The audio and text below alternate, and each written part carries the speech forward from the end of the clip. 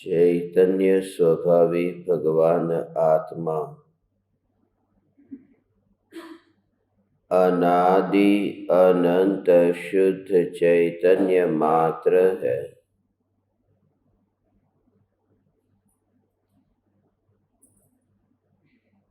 ज्ञान मात्र है।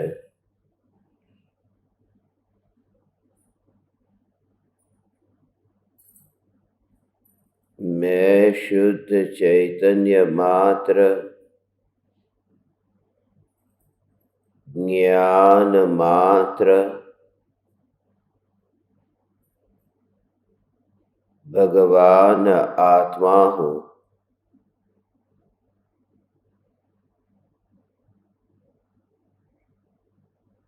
त्रिकाल शुद्ध चैतन्य परमात्मा हूँ।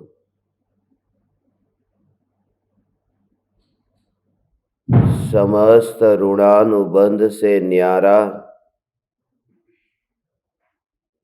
त्रिकाल अबंध सत्ता स्वरूप चैतन्य तत्व हूँ।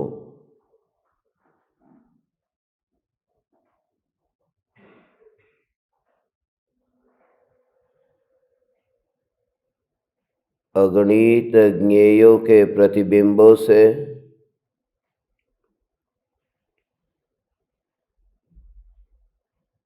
अप्रभावित ज्ञान पर्यायों में एक समय के लिए भी नहीं मिलने वाला, एक समय के लिए भी नहीं सिकुड़ने वाला त्रिकाल ध्रुव चैतन्य सत्ता मात्र भगवान आत्मा हो।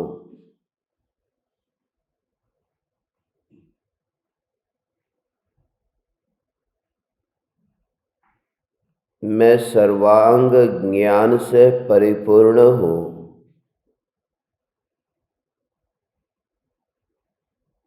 जिस ज्ञान में ग्रहण और त्याग करने की शक्ति ही नहीं है, जो सदैव अस्थि रूप है, सत्ता रूप है, यही महिमावान तत्व मैं हूँ।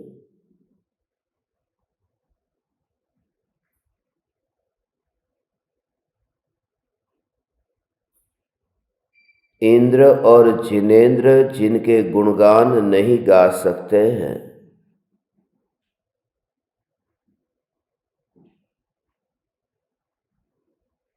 ऐसा निर्वचनीय चैतन्य परमात्मा मैं हूँ।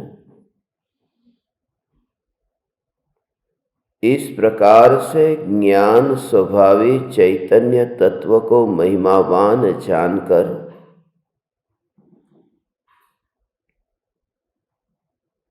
देह की क्रिया को स्वयं से अत्यंत दूर देखना और ये देखना कि ज्ञान की सत्ता में देह है ही नहीं, ज्ञान सत्ता स्वयं ही ज्ञान रस से भरपूर है।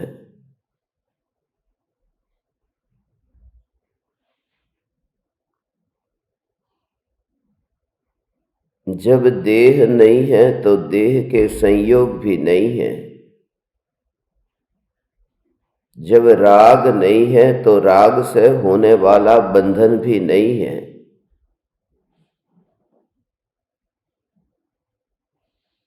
जब परिणाम ही नहीं है तो संसार मोक्ष भी नहीं है। ऐसे इस अपरिणामी चैतन्य सत्ता को दृष्टि में लेते ही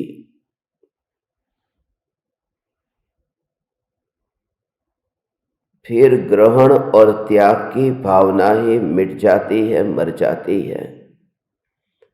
निरंतर यही धारा चलती है कि मैं ज्ञायक, मैं ज्ञायक, मैं ज्ञायक।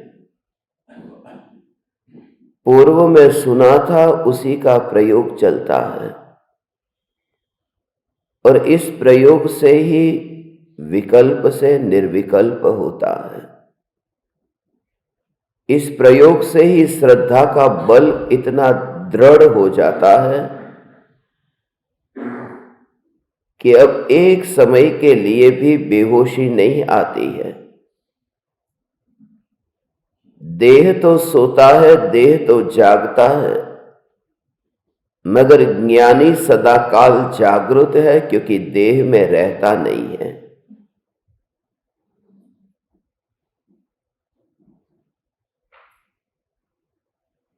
देह के साथ में जो तन्मयता और तादात्म्य बुद्धि थी,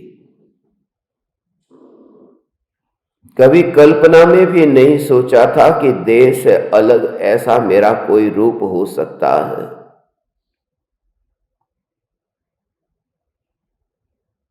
अब दो परमाणुओं में भेद दिखाई नहीं देता। विभाजन करने की जरूरत नहीं लगती, क्योंकि जिसे मुझे ग्रहण नहीं करना है उसमें विभाजन करके भी समय, शक्ति और परिणाम को क्यों बिगाड़ूं। कोई भी समझदार पुरुष ये काम नहीं करता कि जिसका मुझे प्रयोजन ही नहीं है ऐसे पदार्थों में विभाजन क्यों करूं। ऐसे ही अनंत परमाणु का पिंड यह देह और अनंत परमाणु जिस पृथ्वी पर है ऐसी यह पृथ्वी, उन परमाणु परमाणु में भेद न करके एक दूर से ही देखना कि जिस भूमि पर देह बैठा है उस भूमि में और देह में कोई अंतर नहीं है। ये जो भोजन के परमाणु ये पेट में जा रहे हैं उनमें और पेट के परमाणु में कोई अंतर नहीं है। पानी और जीभ में क्या अंतर है? आखिर तो परमाणु का पिंड है। और ऐसे ही सांसें भी भीतर जाती है, बाहर आती है। रंच मात्र भी ऐसा नहीं लगता कि कुछ मेरे अंदर गया है।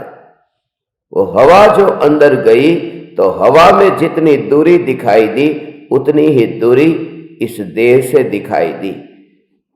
ऐसा ही दिखाई देता है कि पुद्गल पुद्गल के बीच में ही ये क्रिया हो रही है और ज्ञान की सत्ता उस पुद्गल की क्रिया में मिलकर के कार्य नहीं करती है, क्योंकि मेरे में स्वयं में ही यह शक्ति है, यही मेरा स्वभाव है।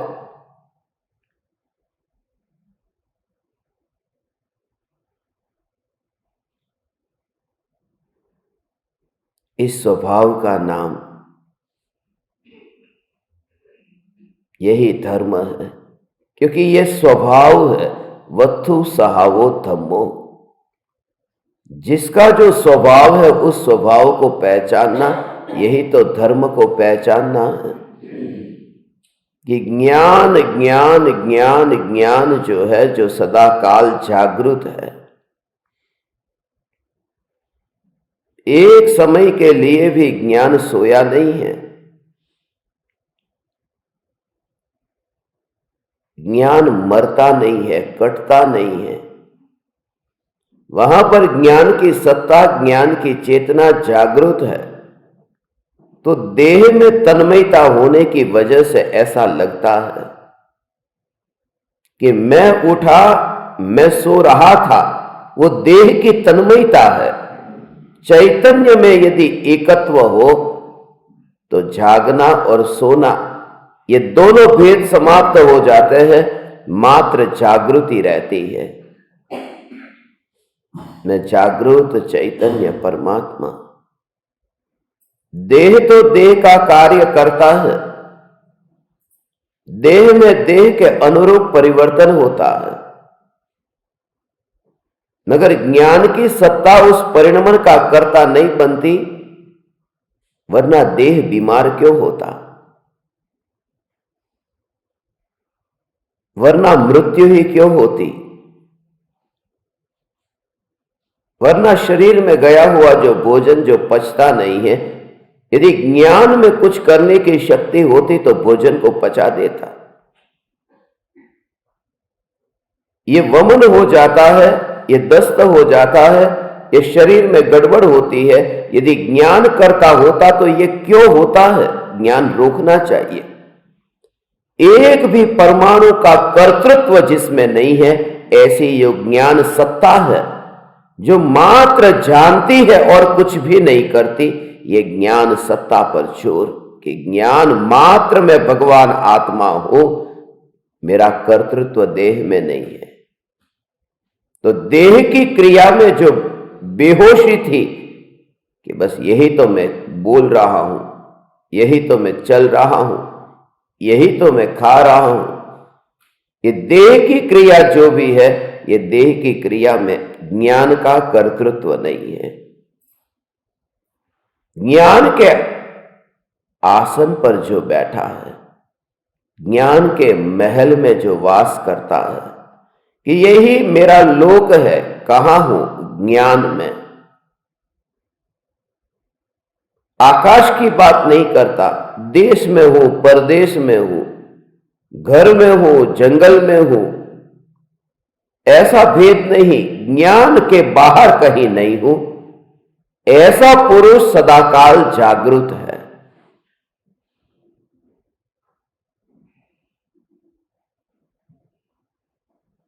ऐसा अंतर में जोर, इसी प्रकार का जोर, इसी प्रकार का जोर, चैतन्य का जोर।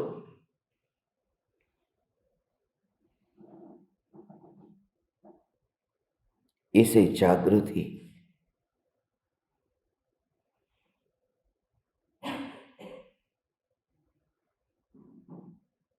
प्रत्येक क्रिया में देह में रह करके वह क्रिया न हो।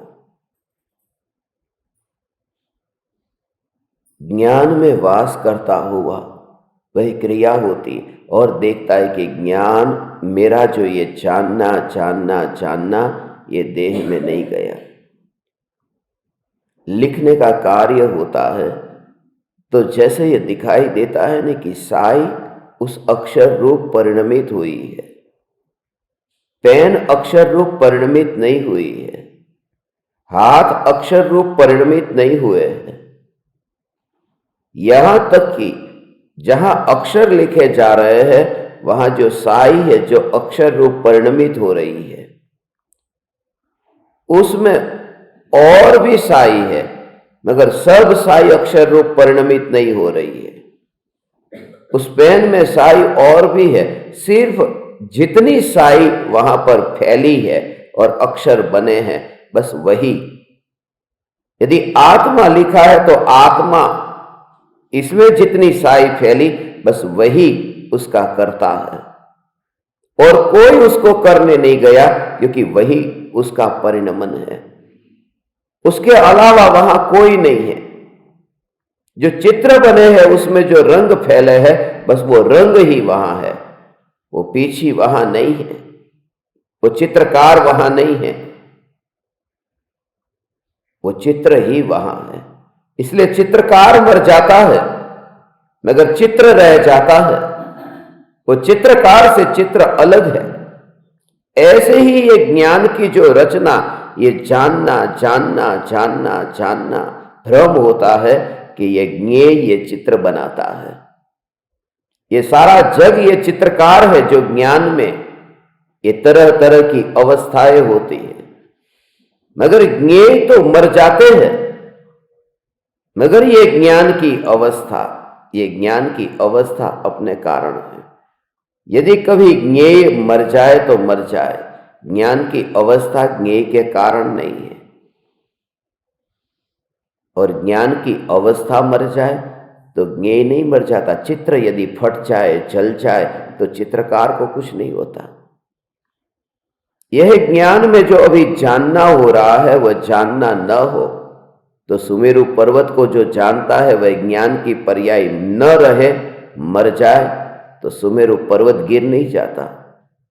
इतनी स्वतंत्रता कि मैं ज्ञान ज्ञान ज्ञान मात्र भगवान आत्मा हूं।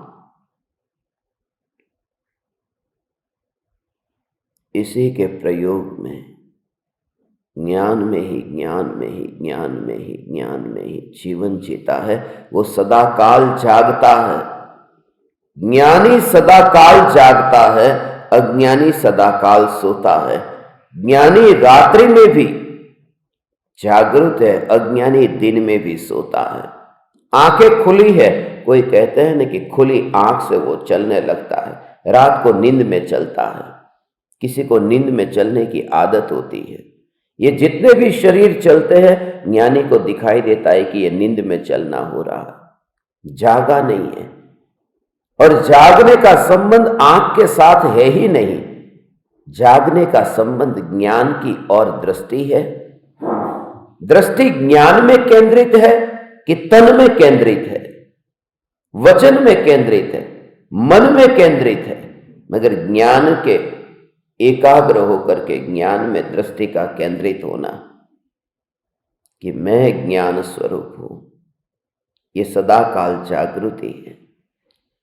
इसी जागृति को कि अंतर में ये जागृति प्रकट होगी, बाहर का जो व्यवहार है उस व्यवहार का क्या होगा। अब वो जो व्यवहार की क्रिया है, अब दुकान पर जाता है, अब घर में खाना पकाता है, रिश्तेदारों को मिलता है, ये बातें करता है, उन क्रियाओं का क्या होगा। वो क्रिया तो होगी मगर उन क्रियाओं में जागना नहीं होगा।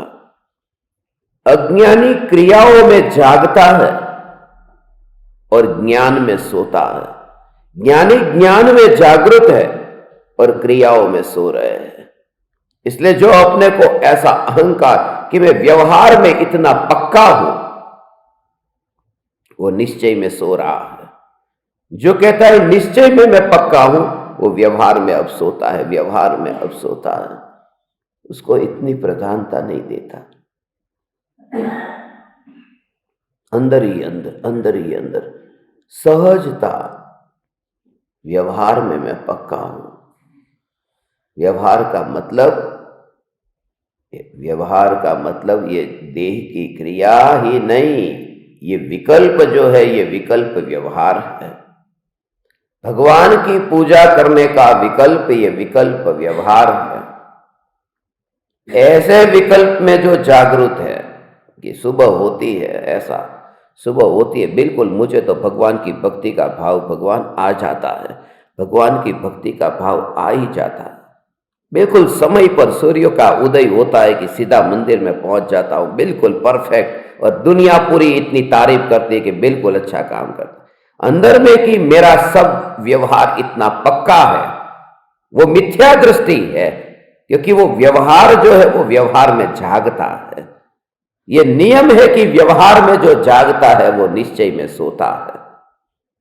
तो क्या वो मंदिर नहीं जाएगा समय पर, कि मंदिर जाएगा मगर मैं मंदिर जा रहा हूं समय पर, वो भाव नहीं होगा। वो विकल्प है। ज्ञान मात्र सत्ता स्वरूप जानना जानना जानना यहां हो रहा है।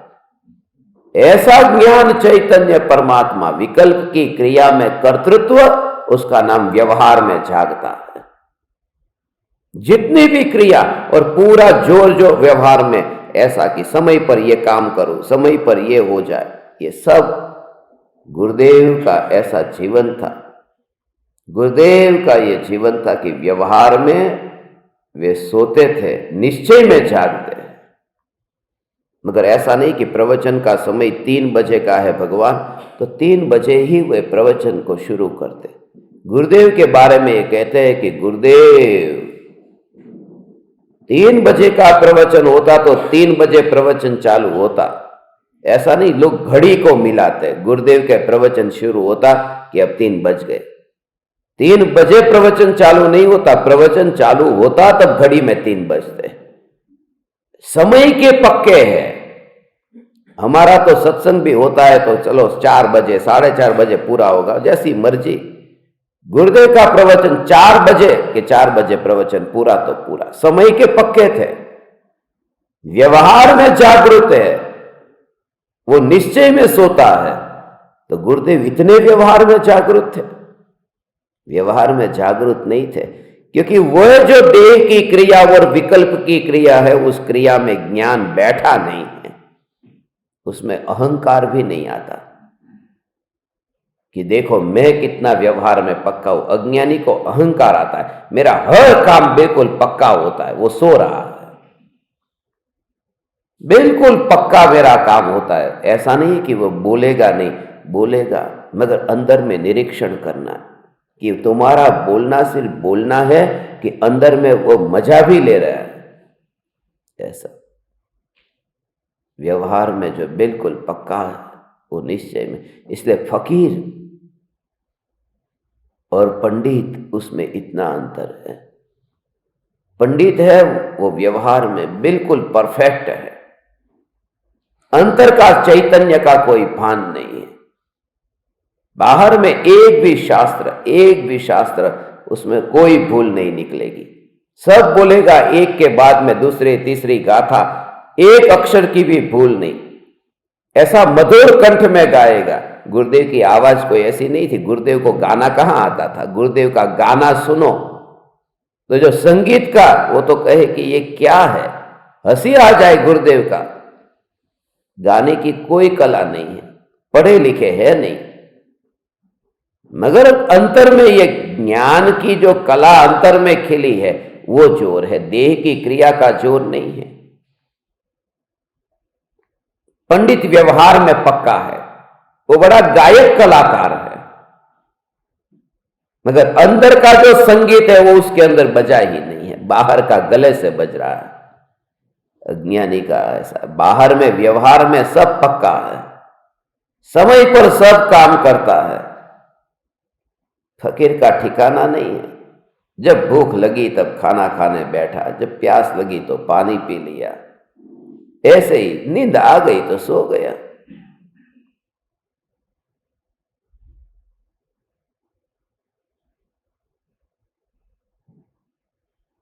ऐसी मस्ती।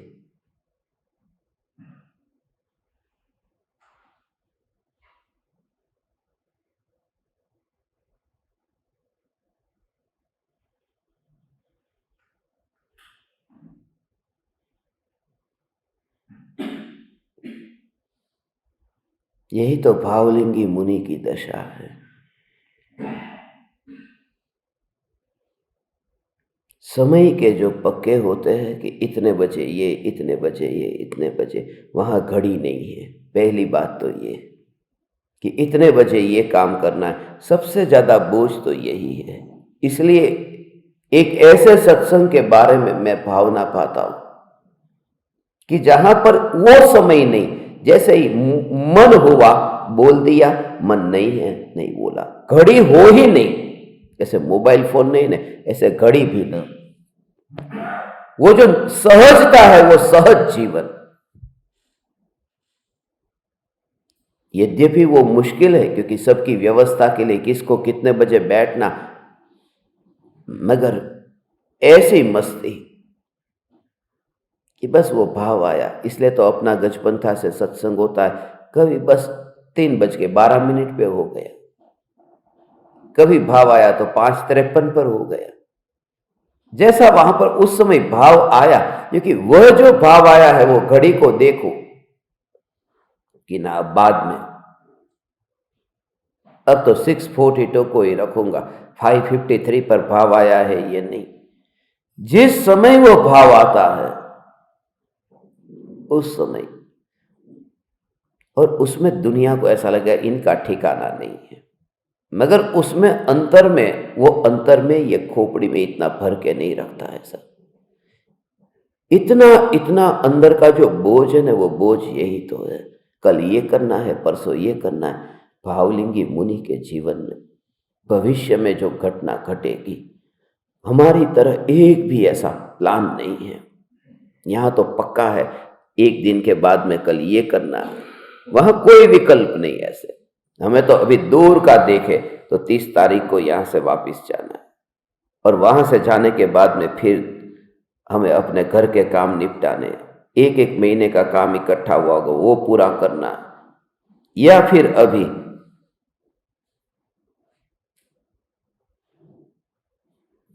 दो दिन के बाद क्या करना है, या फिर अभी आज की ही बात करो कि अभी यहां से उठ करके मुझे भगवान की पूजा करने जाना है, उसके बाद में नाश्ता करने जाना है, उसके बाद में प्रवचन में फिर आना है।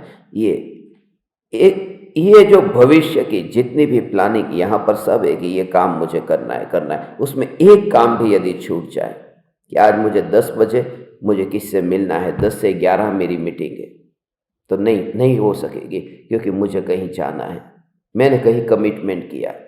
भावलिंगी मुनिराज अर्थात कोई कमिटमेंट नहीं होता।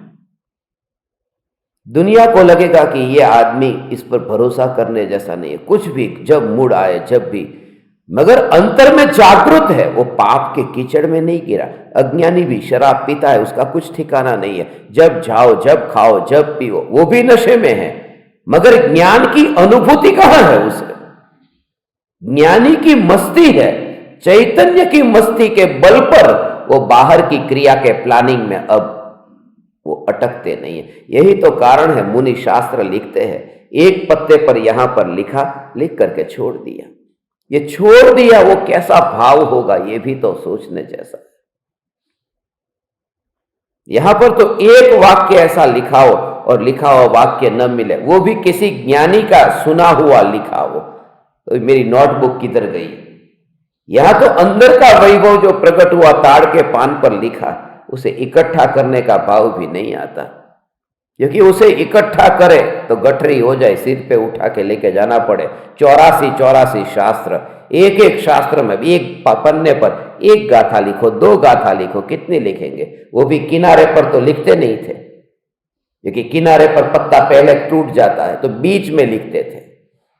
पत्ते में भी बीच में गाथाएं लिखते थे, और शास्त्र भी जब वहां पर रखते थे तो जितने भी पत्ते लिखे हो बीच में रहता था, वो नीचे भी पत्ते रहते, बीच में भी पत्ते रहते, ऊपर भी पत्ते रहते। ये पूरा ऐसा कि हवा के आने से उड़ जाए तो ऊपर का उड़ेगा, पानी के कारण गीला हो तो नीचे का गीला होगा। बीच का जो पत्ता है वहां पर ऐसा वचन लिखा है, मगर लिख करके वहां से विहार करके निकल गए। इसको किसे दूंगा? क्योंकि परिणति निर्मल होती है जितनी, उतना देने का भाव, फिर देने का भाव, फैलने का भाव, एक एक को कांटेक्ट करके मिलने का भाव फिर कम होने लगता है। गुरुदेव को भाव आया हजारों जीवों को ये प्रवचन दूं, कृपालु देव को भाव आया कि सिर्फ 4 को ही आत्मसिद्धि दूं, और कुंकुंदाचार्य को तो इतना भी भाव नहीं आया कि 4 को समय सार दो, लिख करके ही ताड़ के पान पर छोड़ देते, बस खत्म। तो जैसे जैसे दशा निर्मल होती जाती है, ऐसे ऐसे व्यक्तिगत कांटेक्ट भी कम होने लगते हैं। इसलिए कहा कि व्यर्थ का जितना भी कांटेक्ट है सबको निकालते जाओ, कोई काम में नहीं आएंगे ऐसी दृढ़ता, वरना खींचे जाओगे। तुम खुद देखो यहां से बाहर निकल करके कैसे भाव आते हैं। अकेला मन है वो कहीं ना कहीं भटकता है, सत्संग जरूरी है, और उस निमित्त में रहने के लिए व्यर्थ के कांटेक्ट से छूटना जरूरी है। हर एक समय पर यही तत्व विचार। रोज तुम लोग भोजन करते हो, जो भोजन जो तुम करते हो उस भोजन के काल में कैसे भाव आते हैं, और हम सब साथ में, मेरी ये भावना है, हम सब साथ में भोजन करेंगे, साथ में प्लेट, और उस समय मैं आपको बोलूंगा ये प्लेट उठाई है, ये खाना हाथ में लिया है, ये बैठे हैं, इसमें यही जागृति, वहां पर प्रवचन का माहौल, उसको प्रवचन हॉल बना दो, तो भोजनशाला नहीं प्रवचन हॉल बना दो। और तुम खुद देखना कि रोज भोजन करते थे, बातें होती थी कि वहां पर भेद ज्ञान करूंगा, मगर हम साथ में रह करके जब वहां बैठे तो वो दिन अलग होगा। तो जब स्पष्ट पता चलता है कि सत्संग से दूर होते कि फिर झंझट में जाते हैं, तो उस निमित्त से क्यों दूर होना?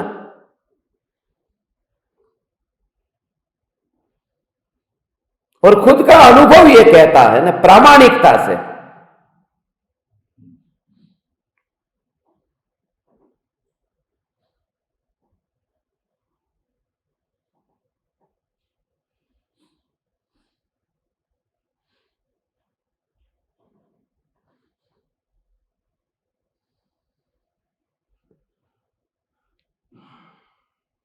इसलिए एक दूसरे को ऐसे कहते हैं कि एक दूसरे को जागृत कराते। जागृत कराते माने गुरु होकर के नहीं, तू भी इस बात को सुन।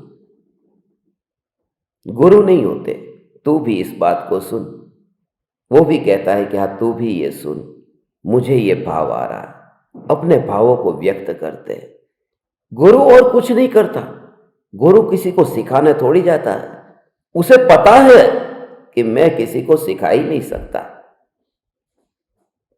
वो तो अपने भावों को व्यक्त करता है। वो होता है उसका भाव व्यक्त कि ऐसा भगवान आत्मा कि जिसमें जागृत होते ही देह की क्रिया में बेहोश हो जाता है।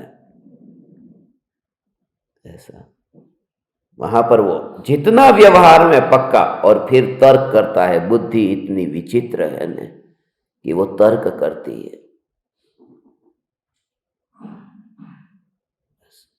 उसके अंदर वहां पर बैठना मत, उसमें बैठना मत। ऐसे ही चैतन्य चैतन्य चैतन्य चैतन्य, देह की क्रिया ये विकल्प की क्रिया।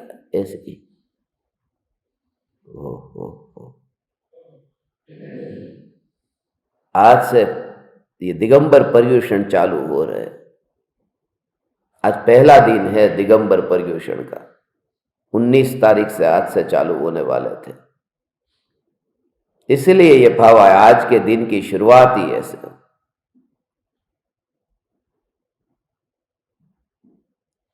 आज दोपहर में खाना खाएंगे ना, हम सब साथ में बैठ के खाना खाएंगे, सब साथ में बैठ के वहां पर अंदर, क्योंकि उस समय बेहोशी सबसे ज्यादा होने की संभावना है। ये स्पर्शनेन्द्रिय और रसनेन्द्रिय, इस दोनों विषयों में इतनी एकाग्रता होती है कि पूरा उपयोग उस भोग में होता है। और सबसे ज्यादा रसनेन्द्रिय में, इसलिए खाने की बात की, रसनेन्द्रिय में सबसे ज्यादा। और इसी वजह से ये ज्ञानियों ने कहा कि 12 प्रकार के तप में 5 इंद्रिय है ना, उनमें स्पर्शनेन्द्रिय पर भी इतना जोर नहीं दिया, रसनेन्द्रिय पर, क्योंकि वहां पर बेहोश, पूरा बेहोश होता है। रसनेन्द्रिय पर इसलिए क्योंकि 4 तप जो है बहिरंग तप में, अनशन कहा, उनोदर कहा, वृत्ति परिसंख्यान, रस परित्याग, कि पूरे दिन पर न खाना, एक टाइम से ज्यादा नहीं खाना, एकासन जिसको उनोदरी कहते हैं, भूख से कम खाना, वस्तु को गिन गिन करके खाना, माने इतनी ही खाऊंगा, 4 वस्तु की ज्यादा नहीं खाऊंगा। और रस को छोड़ करके आज मैं नमक न खाऊं, मिर्ची न खाऊं, ऐसा। तो ये 4 जो विषय है, वो 4 तप तो 6 तप बहिरंग तप है, और 6 में से 4 तो रस के संबंध में है बहिरंग तप में। कुल 12 प्रकार के तप, उसमें 6 तो आत्मा से संबंधित अंतरंग, और 6 बहिरंग में 4 रसनेन्द्रिय से, क्योंकि उसका कनेक्शन पूरा इस देह के साथ में है। ऐसा है। घ्राणेन्द्रिय का जो विषय है, चक्षु इंद्रिय का जो विषय है, कर्णेन्द्रिय का जो विषय है, वो स्पर्शनेन्द्रिय का विषय है, उसमें इतनी तकलीफ नहीं है, क्योंकि पत्नी है, वो पत्नी है, वो शरीर नहीं बनेगी। स्पर्शनेन्द्रिय का विषय, फूल है, वो फूल रहेगा, सामने टीवी है, वो टीवी रहेगा, ये गाने चल रहे, वो गाने रहेंगे। मगर रोटी जो सामने पड़ी है वो शरीर बनने वाली है। पत्नी शरीर नहीं बन जाएगी, वो फूल शरीर नहीं बनेगा, वो टीवी शरीर नहीं बनेगा। तो जो स्पर्शनेन्द्रिय, रसनेन्द्रिय, घ्राणेन्द्रिय, चक्षुरेन्द्रिय, कर्णेन्द्रिय, इसमें सबसे ज्यादा रसनेन्द्रिय पर जोर दिया, क्योंकि वो पूरा शरीर बन जाता है। आज जो सामने रोटी है, कल वो मानेगा कि रोटी नहीं, ये मैं रोटी हूं, वो परमाणु में, क्योंकि जैसे ही पेट में गई, मैं 80 किलो का था, अब मैं 81 किलो का हूं। तो पूरा एकत्व उस रोटी में ऐसे होता है कि वह मैं हूं। इसलिए वो जो क्रिया होती है, उस क्रिया के काल में तो इतना जागृत होना चाहिए। इसलिए मुझे तो लगा कि हर बार हम जब मिले, साथ में ही भोजन करके, इसी भावना से, जैसे टीचर क्लास में होता है तो मस्ती नहीं होती है, जैसे ही बाहर निकला कि वह उदम मचता है। थोड़ी तकलीफ तुम्हें होगी, मगर तकलीफ नहीं होगी, वो आनंद आएगा। इतना जागृति के साथ में सुनेंगे प्रवचन, वो भी सामूहिक, जब भोजन करेंगे तो सामूहिक, घूमने जाएंगे तो सामूहिक, और प्रत्येक क्रिया में यह अनुभव से।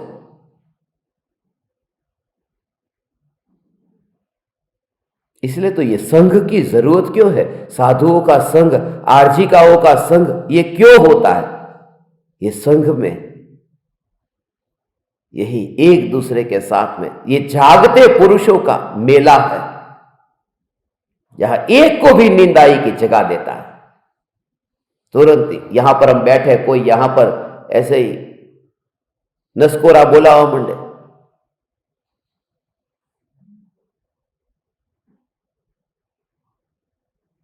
दूसरा जगह देता है।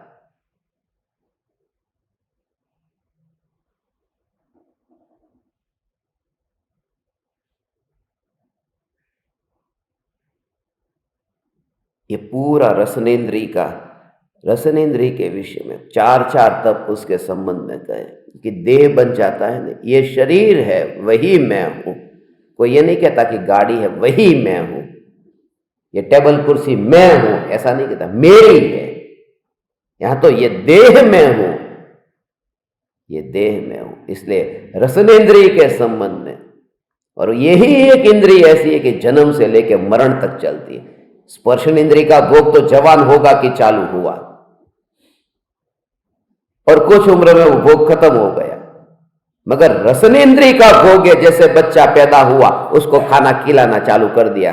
हम नानो हो त्यारे घटकी पीवरावे ने जे कहीं कुछ भी पिलाते, और मरने की तैयारी में तब तक वो पापड़ के चूरे करके खिलाते हैं ना, तो वो खाने का जो रसनेन्द्रिय का वो चलता है।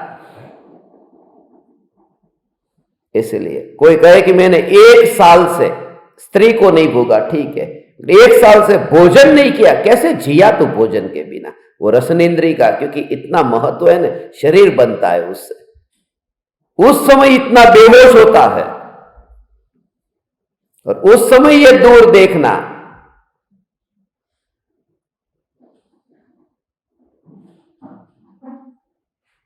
ये देह को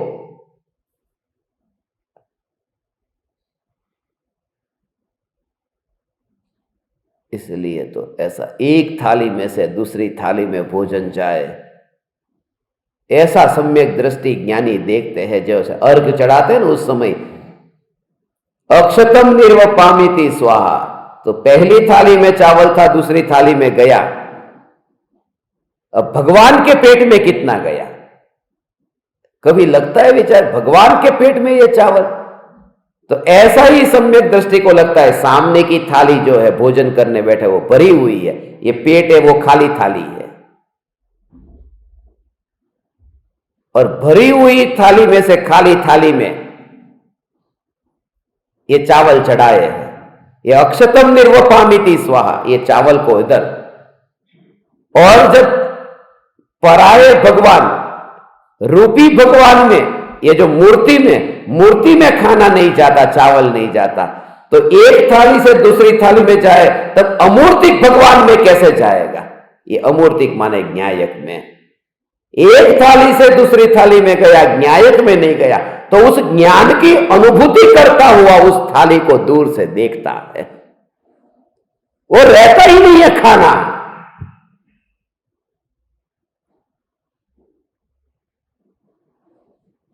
खाना रहता ही नहीं उसमें। ऐसे विचार में यदि 2 रोटी ज्यादा खा ली तो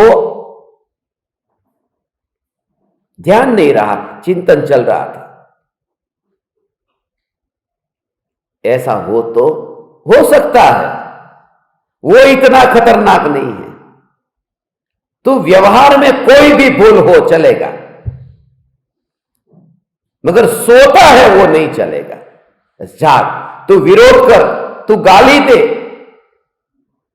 तो मना करके झूठे हो तू कुछ भी कहेगा वो सब चलेगा, मगर सोना मत, वो नहीं चलेगा। मारीची ने कहा ना, ये झूठ है, ये झूठ है, ये झूठ है, विरोध किया ना समूह शरण में, मगर जाग रहा था, सो नहीं रहा था, इसलिए पाया। कभी जागा तो था, बस सोया नहीं था। ये सोने से बड़ी कोई बीमारी नहीं है, ये रोग है, निद्रा रोग है। ये शरीर का नहीं हो, शरीर का सोना नहीं, आत्मा का सोना। इसलिए तो मोह की नींद कहा है, मोह की नींद में सो रहा है। और सोते हुए को कोई जगाए तो जगाने वाला शत्रु होता है।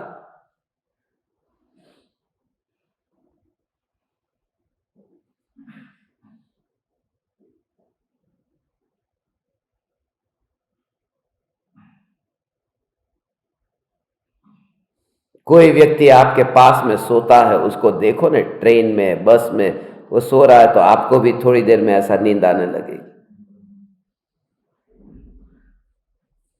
सोते हुए की संगति इतनी खतरनाक है। ऐसे ज्ञानी कहते हैं कि हम एकांत में इसलिए रहते हैं, ऐसे की संगति से बचते हैं। मगर ऐसी संगति की जहां जागृत परिपूर्ण है, उस स्थिति में पहुंचे, फिर वो कहीं पर भी रहे। और कुछ है वो खुद जाग नहीं रहे, दूसरे को जगाना चालू कर दिया है और जगा देते हैं। सोते लोग दूसरे को कैसे जगाएंगे? ये गुस्सा रहे बोलाते ना, क्या बोलते हैं उसको? नसकोरा, हाँ? खर्राटे लेते हैं। वो जो खर्राटे लेने वाले खुद सो रहे, दूसरे को जगाते हैं। कुछ लोगों को, इसलिए मैं सोच रहा था कि सभी पुरुषों को एक हॉल में ही सोने को एक दिन रखें, मगर प्रॉब्लम हो जाएगा कि यह सोने ही नहीं देता। एक खर्राटे लेकर के सबको जगाता है। जगाने के लिए एक पुरुष काफी है।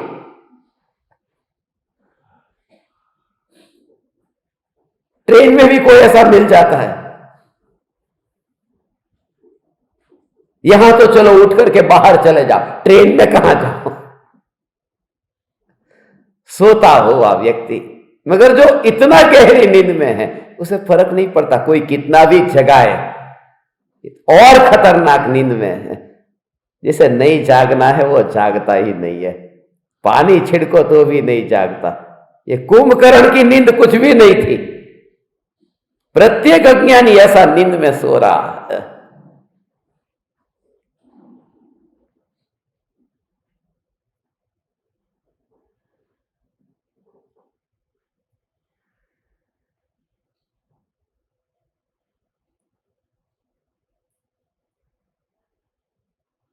इसलिए दोनों की मुद्रा जो है वो एक सी लगती है। ध्यान में लीन है और सोते हैं, बोले आंख तो बंद ही है। ध्यान में भी बाहर का पता नहीं चलता, सोते हैं तब बाहर का पता नहीं चलता। नींद में जब होते हैं तब आनंद को भोगता है, ध्यान में आनंद को भोगता है। नींद में जो आनंद को भोगता है, वो नींद वाले व्यक्ति को सोते व्यक्ति को पूछे कैसा मजा आ रहा है, बोलता ही नहीं है कुछ। ऐसे ही ध्यान में जो लीन है, उन्हें पूछो कैसा मजा आ रहा है, बोलते ही नहीं है। जब कोई नींद में से बाहर आता है तब कहता है मेरी थकान दूर हो गई। ऐसे ही ज्ञानी जब ध्यान में से बाहर आते कहते हैं संसार परिभ्रमण की थकान दूर हो गई। उस समय नहीं बोले। ये नींद और ध्यान ये दोनों समान। थकान बहुत लगी हो तो नींद आ जाती है, संसार के परिभ्रमण की थकान लगी हो तो ध्यान में चला जाता है। जगह का कोई फर्क नहीं पड़ता, लोग कहीं पर भी सो जाते, प्रवचन में सो जाते। थकान है ना, थकान हो तो कहीं पर भी वो ध्यान में चला जाता है, स्मशान में ध्यान में चला जाता है।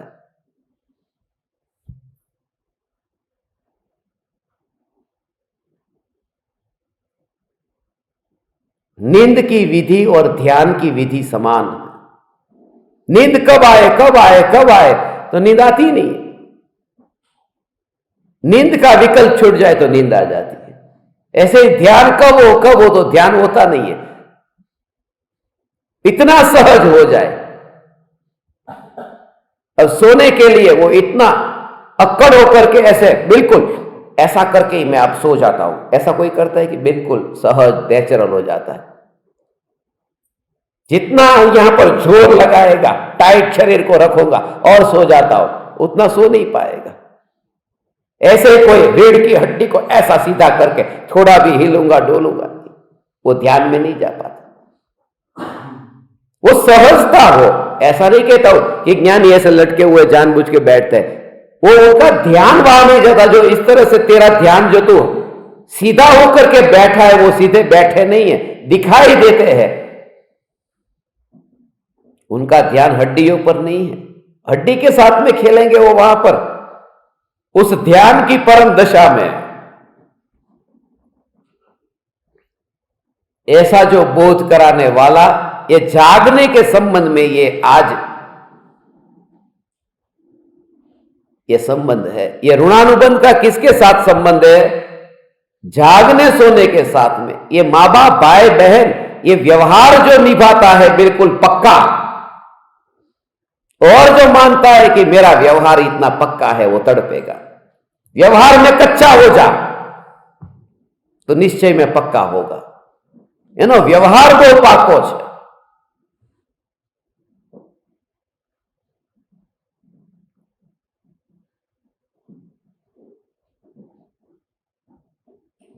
तो अंदर में इतनी शांति रहती है, और वो तब बाहर का प्रयोजन हो ही नहीं। बाहर का तो इतनी समता, इतनी शांति रहेगी। उन व्यवहार से भी ज्ञानी छूटते हैं। अब धीरे धीरे धीरे धीरे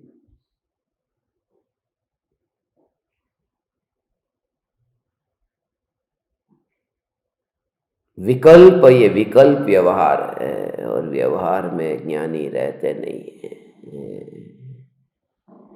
विकल्प पर बैठते नहीं है। ये विकल्प व्यवहार है। अणुव्रत के पालन करने का विकल्प, महाव्रत पालन करने का विकल्प, ये विकल्प आता है, मगर विकल्प में बैठते नहीं है। ये समाधि तंत्र का श्लोक 78वां श्लोक है, आज पहले पढ़ते हैं। यही बात है। देखो,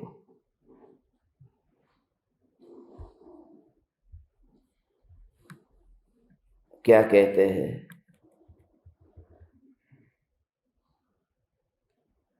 व्यवहारे सुषुप्तो यह स जागर्त्यात्म गोचरे जागर्ति व्यवहारेस्मिन् सुषुप्त आत्म गोचरे। जो सोता व्यवहार में वह जागे निज कार्य, जो जागे व्यवहार में रुचे न आत्म कार्य। जो कोई व्यवहार में सोता है वह आत्मा के विषय में जागता है, आत्मानुभव में तत्पर रहता है। और जो इस व्यवहार में जागता है वह आत्मा के विषय में सोता है। ऐसे देखेंगे तो ऐसा ही लगेगा कि जैसे ये व्यवहार की क्रिया ठीक तरह से नहीं करे, बस समय पर न करे, व्यवहार में सोता है, वो आत्मा में जागता है। सोता है माने उसका पता नहीं चलता है, उसका लक्ष्य नहीं होता है, उसका ध्यान भी भगवान नहीं चाहता है। इतना गौण हो गया है, वो खाली काम चलाओ हो गया है, बस ठीक है। अंदर में बिल्कुल रस नहीं, अंदर में कोई अंदर का उल्लास नहीं है, अंदर में सुख बुद्धि नहीं है। वो रहता व्यवहार में है मगर व्यवहार में जागता नहीं है, जागता ज्ञान में है। ऐसे ही जैसे अज्ञानी अभी प्रवचन सुनता है किसका? कि आत्मा। जब सुनते हैं ना कि मैं कौन हूं, कि मैं आत्मा हूं, मैं कैसा हूं, मैं ज्ञान से परिपूर्ण हूं, ये सुना, ये सुनते समय वो बैठा कहां है? वो आत्मा में नहीं बैठा है, आत्मा का विकल्प चल रहा है, मगर वो बैठा देह में है। उस समय सांप आ जाए तो वो आत्मा हो ये सुना था, मगर वो खड़ा हो जाएगा, वो भागेगा, वो बचेगा कि पकड़ो सांप को, पकड़ो, ये भाव आएगा, क्योंकि वो सुनता है आत्मा हो, मगर वो बैठा देह में है। ऐसे ही ज्ञानी का उल्टा है कि वो बोलते हैं कि ये शरीर मेरा, मगर वो शरीर में नहीं बैठे, वो बैठे आत्मा में। बिल्कुल उल्टा है। अज्ञानी आत्मा सुनकर के शरीर में बैठता है, ज्ञानी शरीर का बोल करके भी वो बैठे आत्मा में, इसलिए वहां पर है ही नहीं। इसलिए तो गुरुदेव के प्रवचन में अंदर से जो पुकार आती थी, वो पुकार कोई शास्त्र को रटने से नहीं आती, वहां पर सब फिक्स होता है। अज्ञानी का सब फिक्स है, अज्ञानी के वचनों में भूल नहीं होती, पंडितों के वचनों में भूल नहीं है, सब परफेक्ट गाथा से गाथा। ऐसी गुरुदेव के प्रवचनों में शब्दों की कितनी भूल होती थी, कौन सी गाथा में मिला देते, कौन से शब्द को कहां मिला देते। मेरे पास में तो पूरा रिकॉर्डिंग है, किसी को चाहिए तो मैं आपको भेजूंगा। अपूर्व अवसर की गाथा को आत्मसिद्धि में आधी उधर आधी इधर जोड़ देते थे। ये इसलिए मैं भेजूंगा, गुरुदेव की भूल नहीं निकाली मैंने, इनको तो भेजी है, ज्ञानी से भी शब्दों की भूल, ये बताने के लिए कि ज्ञानी से ऐसी भूल हो, मगर श्रद्धा का कोई संबंध नहीं है। श्रद्धा जो है वो क्या, वरना ये भूल नहीं होती, ये भूल नहीं होती।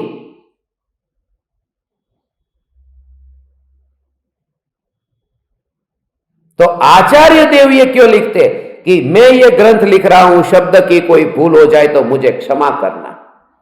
संभावना थी तभी तो ये लिखा, हो सकता है ये शब्द की भूल, तो ज्ञानी के शब्द ऐसे, बस बीमारी हो सकती है, जिंदा है ना, ज्ञानी के शब्द जीवंत है, जीवंत है, वहां बीमारी हो सकती है, मुर्दे में बीमारी नहीं होती। अज्ञानी पंडित के वचन मुर्दे हैं, वहां जागृति के प्राण कहां हैं। इसलिए कहता है बिल्कुल परफेक्ट, कोई भूल नहीं होती मेरे वचन में। कितनी भी खोजने की कोशिश करो, ना सर्दी है, ना जुकाम है, ना खांसी है, ना दस्त है, ना कब्ज है, ना उल्टी है, मुर्दे को कुछ नहीं होता। कितना मुर्दा स्वस्थ है, अरे मुर्दा है।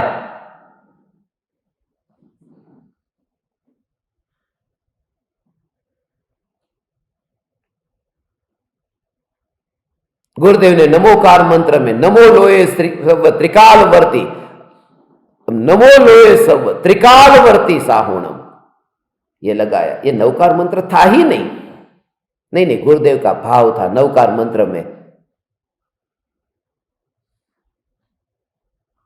नमो लोए सब त्रिकालवर्ती। अब त्रिकालवर्ती, ये त्रिकालवर्ती लगाया ने कि नहीं, आगमों में ऐसा था त्रिकालवर्ती। त्रिकालवर्ती कहां था, लेके आओ, एक जगह से लेके आओ, त्रिकालवर्ती नवकार मंत्र के आगे लिखा हो तो। ये गुरुदेव ने जोड़ा, कि गुरुदेव ने जोड़ा तो वो भाव गुरुदेव का ठीक था ने, कि तीनों काल के साधु को हम मानते हैं। त्रिकालवर्ती, लोक में रहने वाले सभी त्रिकालवर्ती साधु को नमस्कार। अब मैं ये बोलूं नमो लोए सब त्रिकालवर्ती भावलिंगी साधु को नमस्कार करता हूं, अब मैं भावलिंगी जोड़ दूं, मेरा भाव तो सही है ना। कल तुम कुछ और जोड़ दोगे तो उनकी वाणी का क्या जिन्होंने मूल मंत्र लिखा था। गुरुदेव ने अपने आप जोड़ दिया तो परंपरा से, इसलिए तो लोगों में गुरुदेव की बदनामी होती है कि नवकार मंत्र में ये अपने आप अंदर जोड़ा, कल दूसरा व्यक्ति आएगा वो खुद अपना जोड़ेगा, तीसरा आएगा वो उसमें जोड़ेगा। मंत्र तो ज्ञानियों का था ने, क्यों जोड़ा गुरुदेव ने।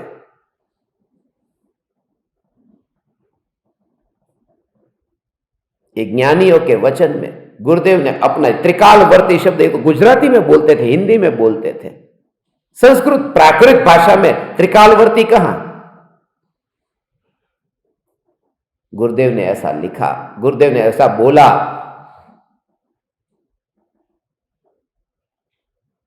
तो मूल आगम में फिर समय सार की कोई भी गाथा, मैं अपनी ओर से कुछ शब्द जोड़ के फिर उस गाथा को बोलने लगूं, ये तो गाथा थी ने, ये गाथा थी। और कोई नहीं बोला गुरुदेव के बारे में, सबने गुरुदेव के प्रवचनों को सुना, कोई बोलने वाला क्यों नहीं मिला गुरुदेव के सामने कि गुरुदेव ये गाथा में आप क्यों जोड़ते हो? ये परंपरा में फिर कल कोई और भी जोड़ता जाएगा। फिर आपको कहना है तो अपने आप कुछ अलग कहो ने, उस गाथा में क्यों करते हो? जो षटखंडागम में लिखी गई ये पहली गाथा है। नमो अर्यंताणम, नमो सिद्धाणम, नमो आयरियाणम, नमो उवज्जायाणम, नमो लोहे सव सावण। ये तो मंगलाचरण था ना उसका नौकार मंत्र, और कोई दूसरा जोड़ दे। मगर ये जो है सो है, गुरुदेव ने ये जोड़ा है कि नहीं नहीं, आगमों में कहीं ना कहीं अलग अलग प्रकार से। एक पंडित मेरे को बोल रहा था कि और कितने ही प्रकार से नमोकार मंत्र लिखा आता है। ठीक है, कितने ही प्रकार से लिखा आता है, गुरुदेव ने जो बोला वो कहां लिखा है वो मुझे बताओ। और ऐसा एक नहीं, ऐसे गुरुदेव के कितने वचन हैं।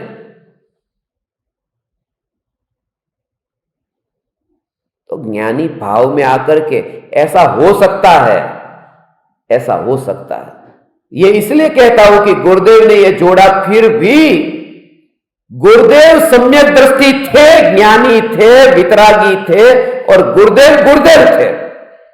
क्योंकि ये जो उनके भाव में आया, उन्होंने बोला, उससे भी सम्यक दर्शन का कोई संबंध नहीं है। सम्यक दर्शन का कोई संबंध नहीं है। शब्दों की भूल, ये शब्द की भूल है। प्राकृत और संस्कृत को दोनों को मिक्स करना, त्रिकालवर्ती साहुणम, ये शब्द की भी तो भूल है। भाषा में भी, ग्रामर की भी भूल है। व्याकरण में देखो तो व्याकरण में ऐसा नहीं होता। प्राकृत के अंदर व्याकरण का नियम है।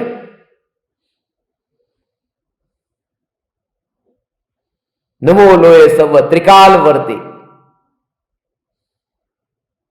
मगर ये जो भाषा, शब्द, इसकी जो भूल है, वंदितु सव सिद्धे। अब मैं कल से वो गाना चालू कर दूं, वंदितु त्रिकालवर्ती सव सिद्धे, तो फिर तुम कल कुछ और करोगे। शब्द के साथ में जिनवाणी मां के जो शब्द है, जो पहले से लिखे गए आगम है, उस आगम में कोई परिवर्तन हमें क्यों करना है?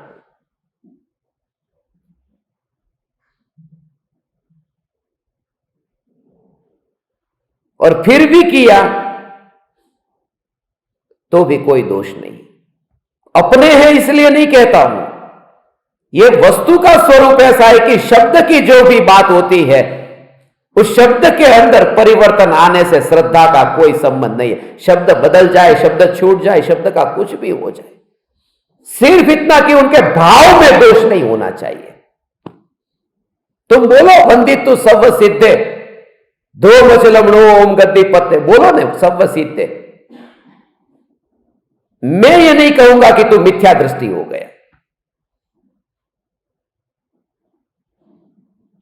शब्दों की भूल हो सकती है, भाषा की भूल हो सकती है, व्याकरण की भूल हो सकती है, कहने की पद्धति अलग हो सकती है, सब में भूल हो सकती है।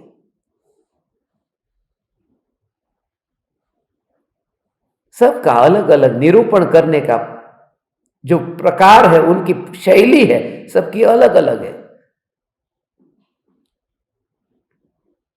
और मैं इन सब का ऑपरेशन करता हूं जानबूझ करके। जो पंडित डरते हैं, इसको छेड़ना ही नहीं। मैं खास छेड़ता हूं इस विषय को कि इस भ्रम से लोग निकले, और वे लोग भी निकले जो गुरुदेव को इस कारण से अज्ञानी कहते हैं। ऐसे मुनिपंथी जो है ना, जो लोग आजकल के तथाकथित मुनियों को मानते, उनको यह समझ में आए कि भूल की बात शब्द की भूल है ना। शब्द की भूल नहीं होती तो कुंकुंदाचार्य, हरेक ज्ञानी अंत में यह लिखते हैं ने, सुधी सुधार पढ़ो सदा। इसको सुधार करके पढ़ो यदि कोई भूल हो गई हो तो। वो ज्ञानी खुद ये लिखते, दौलतराम जी लिखते हैं कि इसमें जो मैंने लिखा, इसमें शब्द कोई भूल हो तो उसको सुधार करके तुम उसको पढ़ना। सुधी सुधार, मगर वो किसको कहा? सुधी को कहा। सुधी माने सम्यक दृष्टि। सु माने सम्यक, धी माने बुद्धि, सुधी। ज्ञानी यदि इसमें कोई शब्द की भूल हो तो करेक्शन कर देना।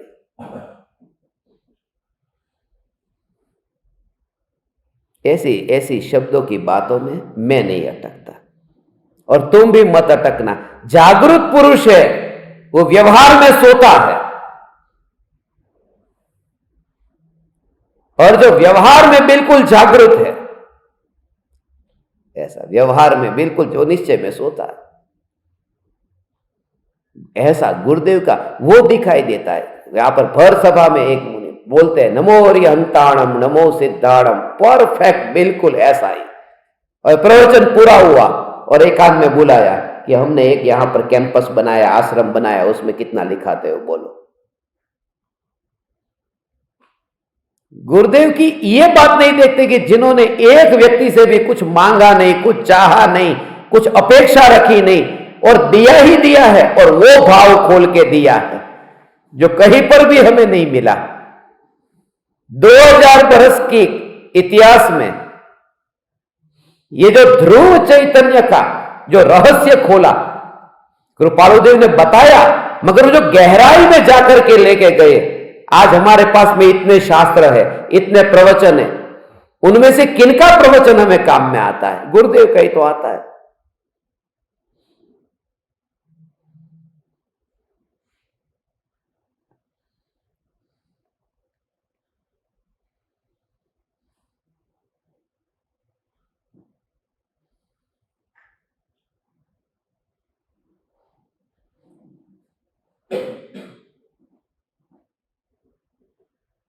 ऐसे ही तो फिर ये विचार, जब नई चीज जब कोई आती है तब ये निर्णय करना फिर मुश्किल हो जाता है। इसलिए तो ये चावल जो चढ़ाते हैं, पीले चावल में पुष्पम निर्वपामिति स्वा, अब वो पुष्प में यही पुष्प फिर हो जाएगा।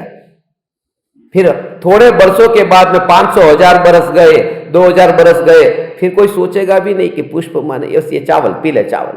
वो परंपरा ऐसे ही तो चल जाती है। फिर भी वो व्यवहार जो है, वो व्यवहार में मैं रहता नहीं। मैं माने ये ज्ञान व्यवहार में रहता नहीं है। वस्तु स्वरूप ये है, बस वस्तु स्वरूप ये है। अरिहंतों को नमस्कार, अब गुजराती में बोला अरिहंतों को, हिंदी में बोला अरिहंतों को नमस्कार हो, सिद्धों को नमस्कार हो। ये नवकार मंत्र का ट्रांसलेशन हो गया।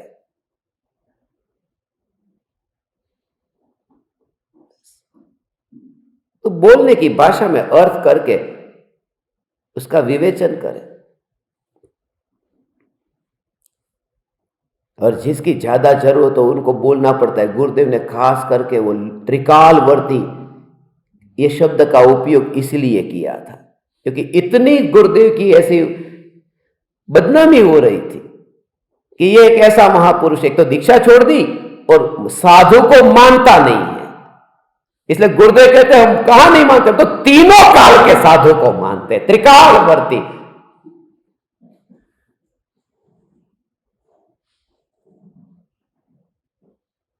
त्रिकालवर्ती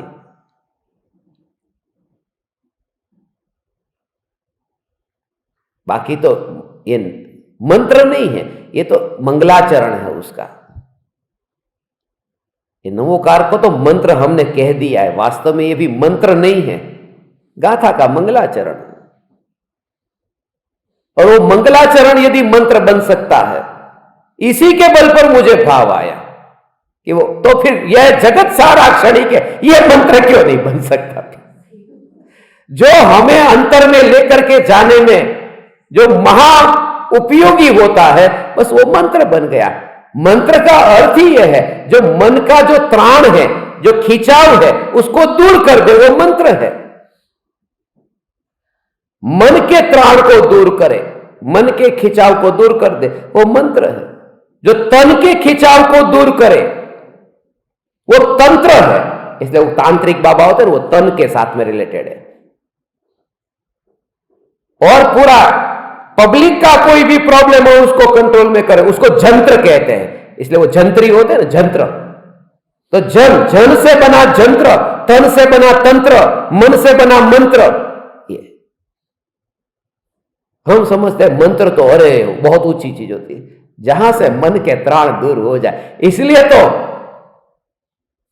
मौन से बड़ा कोई मंत्र नहीं है, क्योंकि उससे मन मर जाता है।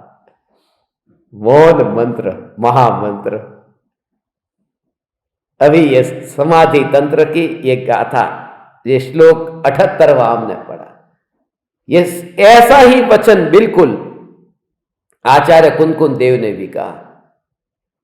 पूज्यपाद स्वामी ये समाधि शतक में ये कहते, मगर आचार्य कुंदकुंद देव का ये वचन है मोक्ष पाहुड़ अष्टपाहुड़ में, मोक्ष पाहुड़ की 31वीं गाथा है, उसमें बिल्कुल ऐसा ही कहा है। जो व्यवहार में जागता है वो निश्चय में सोता है, निश्चय में जागता है वो व्यवहार में सोता है।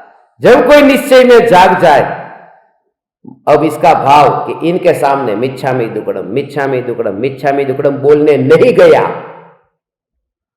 किसी के पास में नहीं गया मिच्छामि दुक्कडम बोलने, और ज्ञान में ही मस्त रहा, तो कहते जो निश्चय में जागता है वो व्यवहार में सोता है, माने जा नहीं पाएगा, चलेगा, वो सब चलेगा। और एक एक के पास में जो जाएगा माफी मांगने के लिए, उसमें कितने और लफड़े हो जाएंगे। एक एक के पास में जाएगा ना, तो अब एक आदमी के साथ में मुझे प्रॉब्लम है, माफी मांगने के लिए जाना है, अब दिल्ली जाना है, मुंबई जाना है, नासिक जाना है। अब एक आदमी के साथ में प्रॉब्लम है, अब दिल्ली के पास में प्रॉब्लम है, दिल्ली में, तो मैं एक बार उनके सामने जाकर के हाथ जोड़ के माफी मांग के मिच्छामि दुक्कडम के सब सेटलमेंट कर दूं, बस। उसके लिए मैं टिकट लेने गया, तो रेलवे स्टेशन पर टिकट लेने गया, कतार में खड़ा था, किसी ने धक्का मारा, वहां झगड़ा, तो उस एक सेटलमेंट करने जाता हूं कि कितना और खतरा हो जाता है। ये तो एक एग्जाम्पल दिया। सीट पे कोई और बैठ गया था, उसको कहा भाई ये मेरी सीट है, वो कहेगा मैं इधर ही बैठूंगा, अच्छा टीसी का वेट कर, और टीसी ने कहा कि नहीं वो ही बैठेगा, तो टीसी के साथ में लगी। तो कहा का एक का सेटलमेंट करने जाओ तो ये उपाय नहीं है। उपाय ये है कि अपने में आ गया और सब में नहीं गया, चलेगा। ये नेचुरल योग मिल जाए तो ठीक है, बाकी तो झंझट कितनी कितनी हो। अब दिल्ली तक तो ठीक है, मगर कोई मर ही गया तो मेरे को मर के उसके पास जाना ही क्या, माफी मांगने के लिए।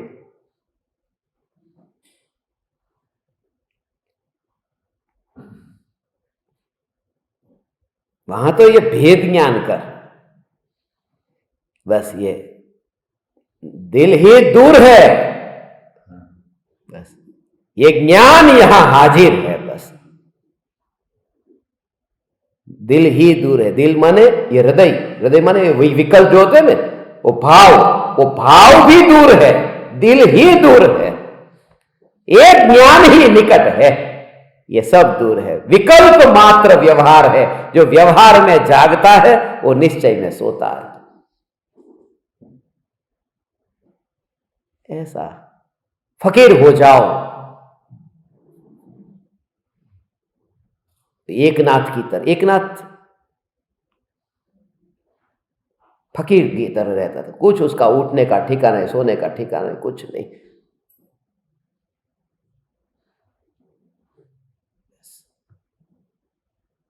कहीं पर भी सो,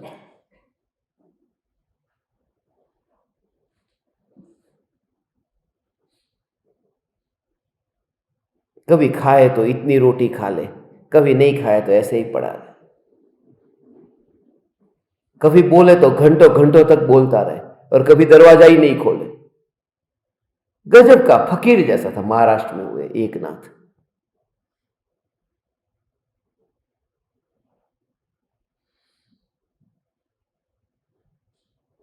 व्यवहार में भूल होगी चलेगी, हजारों व्यवहार में भूल होगी चलेगी, निश्चय में भूल न हो इसकी जागृति, और निश्चय में भूल न हो उससे बचने का ये उपाय कि निश्चय माने ज्ञान, जिसमें भूल है नहीं, जो मात्र जानता है, जो भूलेला नहीं है। अब भूलेला भगवान छे, हम कहे ना गुरुदेव आ बधा भूलेला भगवान छे, तुरंत ही भेद करना। भूलेला वो विकल्प है, भगवान तो ज्ञान से भरपूर है, सब जानने वाला है। ये भेद ज्ञान करना, भटकता हुआ वह विकल्प है, नहीं भटकता हुआ ज्ञान है। मैं ज्ञान मात्र चैतन्य चैतन्य चैतन्य। कल प्रयोग किया बिना शरीर का, किस किस ने प्रयोग किया, किया कि नहीं? बस बहुत अच्छा लगा। कब नींद आ गई पता नहीं चला ने, ऐसा हुआ ने, कब नींद आ गई पता नहीं चला। मगर मैं आपको कहता हूं, इसी प्रकार से यदि प्रयोग होगा ने, वो नींद के अंदर भी ये धारा, इतनी गारंटी है तुम्हें कोई बुरा दुस्वप्न तो देखा ही नहीं होगा। इतनी गारंटी है कि व्यर्थ की उस जाल में, खींच तनाव में आपकी सुबह नहीं हुएगी। सुबह इतनी ताजगी से होती है, फिर वो चैतन्य ही पहला भाव आएगा। चैतन्य, ज्ञान ज्ञान ज्ञान। भले थोड़ी देर के लिए नहीं भी आए, मैं कहता हूं ये भी बीच में आएगा कि नींद खुली, हाँ मैं उठा, कितने बजे, पहले तो ये भाव आए कितने बजे। जब भी हमारी नींद खुलती है तो पहला भाव ये आता है कितने बजे।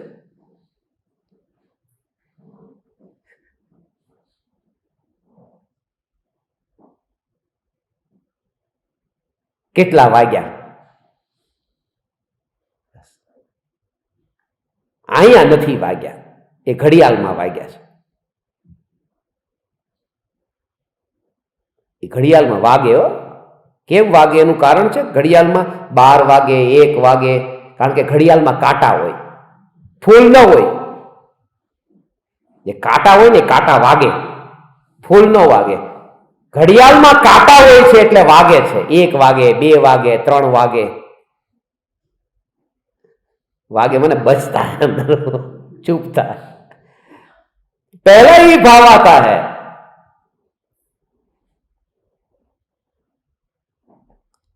कितने बजे, सुबह हुई या नहीं हुई। मैंने वही अभी उठने का टाइम हुआ कि अभी सोता हूं, तो थोड़ी देर के लिए वो भाव आ जाएगा। अब ये भी प्रयोग करना कि सुबह जब नींद खुले तब घड़ी को देखने से पहले मैं ज्ञान स्वरूप हूं। पहले ये घड़ी को एक बार, ये आज अभी ये अभ्यास करो। ये छोटी छोटी चाबियां जो है उसका प्रयोग करना।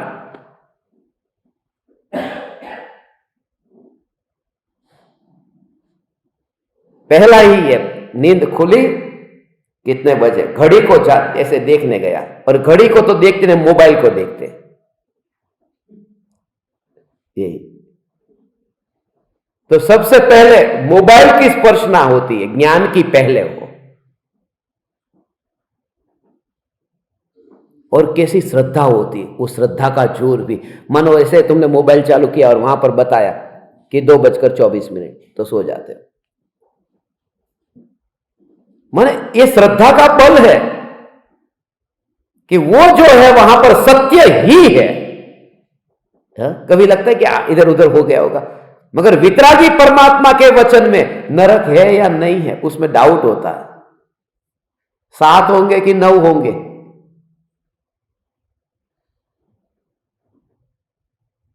ये दृढ़ता भगवान रखना। अभी आप सब अल्पाहार करें, मगर जागृति के साथ में जो आपको कहा कि अभी आप इस प्रयास से कि सामने भी थाली है, यहां भी थाली है, भरी थाली है, खाली थाली है, और भगवान में चावल नहीं चाहते हैं। बस ये थाली थाली का व्यवहार चल रहा है, मगर उसमें मैं नहीं जागूंगा, क्योंकि व्यवहार में जो जागता है वो निश्चय में सोता है। तो ये लेते हुए, ये अभ्यास करते हुए, ये दोनों प्रकार का भोजन पहले वहां मंदिर में करके रहो, थाली का व्यापार, फिर वहां दूसरा व्यापार उधर, ऐसे ही लगता है। हर नाटक के 2 अंक होते हैं, पार्ट 1 पार्ट 2। पार्ट 1 मंदिर है, पार्ट 2 भोजनशाला है, मगर है नाटक। असली तो अंतर में चैतन्य, यही असली है, बाकी सब झूठा है। अभी इतना ही।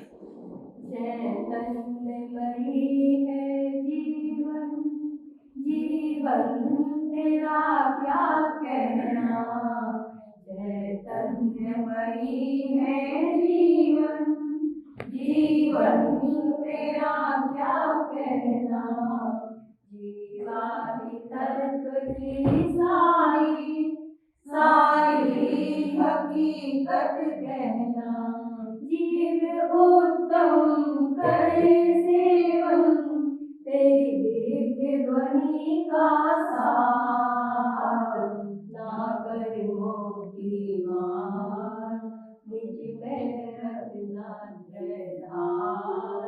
लब केवल लखी अपार, तुम तो मेरे गुरुवर हो, तुम तो मेरे गुरुवर हो।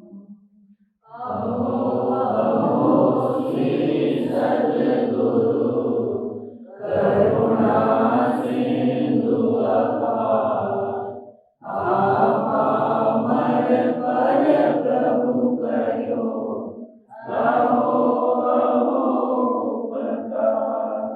देह जटा देनी दशा, वरते देहाती